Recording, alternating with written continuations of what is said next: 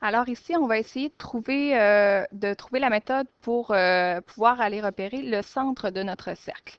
On pourrait très bien y aller à peu près et penser que le centre du cercle est à peu près ici, mais il n'y a rien qui nous indique qu'il est exactement à l'endroit où est-ce qu'on vient de le positionner. Donc, nous allons utiliser la technique en 3 étapes. Donc, première étape, nous devrons tracer 2 cordes. On vient de voir que pour une corde, en fait, est reliée par 2 points sur le cercle. On va se fixer un premier point A, peu importe l'endroit, et un deuxième, on va l'appeler B. On va tracer la corde qui passe par ces 2 points-là, donc d'ici jusqu'ici. Et on va essayer d'aller tracer une deuxième corde encore une fois. On pourrait choisir n'importe quel point, mais je vais simplement aller choisir un troisième point que je vais appeler C et je vais tracer la corde qui passe par le point BC.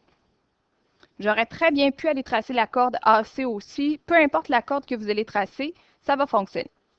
À partir de là, on doit aller mesurer chacune de ces cordes-là. Donc, on doit, étape numéro 2, trouver le milieu de chacune de ces cordes-là. On a besoin d'une règle pour aller mesurer. Donc, on utilise la règle, on va se positionner comme il faut. Ici, ça mesure exactement, mon Dieu, je suis chanceuse, 10 cm. Donc, mon 10 cm, je vais devoir le diviser par 2 pour pouvoir trouver mon milieu. Et je me rends compte que c'est ici exactement à 5 cm. Je marque cet endroit-là, le point milieu. Je fais exactement la même chose pour la deuxième corde. Donc, je vais tourner ma règle ici. Je m'installe.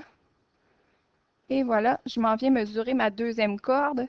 Ici, j'arrive à 9,2 à peu près. Donc, j'utilise ma calculatrice. 9,2 divisé en 2 nous fait 4,6. Je m'en viens placer à 4,6, juste ici, un trait de crayon. À partir de là, ma règle va être encore très utile. Soit j'utilise la règle, soit j'utilise un triangle, un équerre, pour aller tracer une médiatrice sur chacune des 2 cordes que je viens de tracer.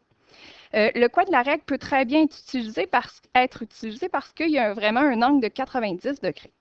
Alors, je vais l'utiliser comme un équerre, mais comme je vous dis, ce n'est pas obligatoire d'utiliser la règle, mais ça oblige à ne pas prendre 2 instruments.